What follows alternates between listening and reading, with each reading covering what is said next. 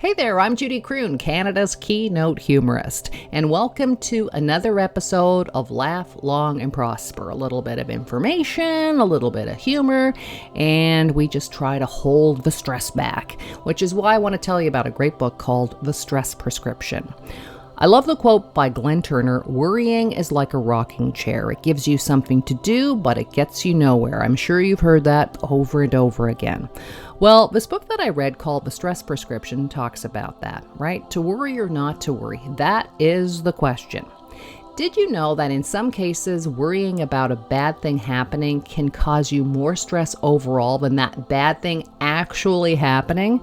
By constantly worrying about an upcoming event, we repeatedly relive a worst-case scenario when in fact things work out better than we anticipated. We also worry about too much that is out of our control. Now, a new study published in Nature Communications supports this theory. Perhaps you haven't kept up your subscription of Nature Communications, so let me fill you in. In the study, researchers took 45 volunteers and broke them up into 3 groups and asked them to play a computer game. In the computer game, the participants would turn over rocks. Some rocks had snakes underneath them. In the first group, if a participant found a snake underneath a rock, nothing would happen. Everything would remain the same, and the participant would continue to play the game. In the second group, if the participants found a snake underneath the rock, they were given a small but uncomfortable electrical shock to their hand. Ouch! Who would volunteer for this? In the third group, if the participants found a snake under a rock, they were given a small but uncomfortable electrical shock to their hand, but only some of the time. All of the participants were measured for stress symptoms, which included signs like increased heart rate, pupil dilation, and sweating.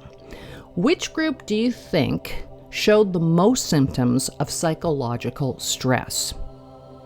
Well, if you guessed the third group, remember the group of participants who were shocked occasionally, who were shocked randomly, you would be right. It turns out that them worrying about that bad outcome was actually worse for them than the bad outcome itself.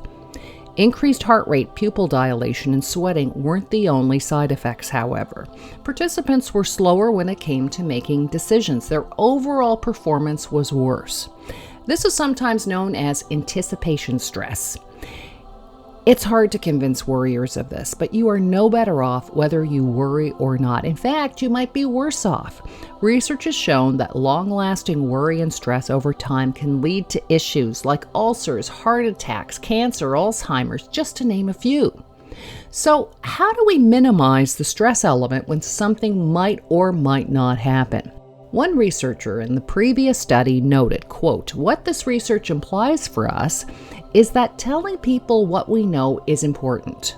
Reducing the range and number of things that are uncertain and focusing on what is known will reduce stress even if you can't completely remove uncertainty." The research also implies that telling people certain bad news, i.e. you're going to get an electric shock or there's going to be a reduction in sales, etc., is better than leaving people wondering, unquote.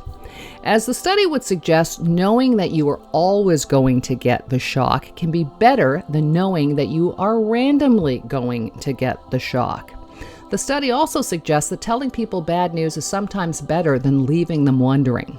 Now, Uber Apps is a perfect example of relieving people's minds by giving them immediate information. Even though we have no real control as to when the Uber cab is going to arrive and our cab is sometimes late, we still feel better when we can see that little image of the Uber cab driving towards us and the little box beside it with the minutes counting down. Many public transit systems have electronic boards that tell commuters when buses and trains are going to arrive. I'm not really a worrier, but I know a lot of people who are. My mom was a big worrier. And at the very least, I would like to try and minimize your anxiety stress by ending with these last 2 quotes. Worry is a total waste of time. It doesn't change anything. All it does is steal your joy and keep you very busy doing nothing. Okay, I'd like to tell you who said that quote, but it was anonymous. I was stressed out about finding the author and, I worried. But anyways, worry is a total waste of time. It doesn't change anything. So true. And finally, this Zen proverb: if the problem has a solution, worrying is pointless. In the end, the problem will be solved. If the problem has no solution, there is no reason to worry because it can't be solved. All right, folks, until next time, please laugh long and prosper and try not to worry. And if you'd like to catch up on any of my other Laugh Long and Prosper episodes, you can check me out on all of the streaming sources or just go to my website, judycroon.com.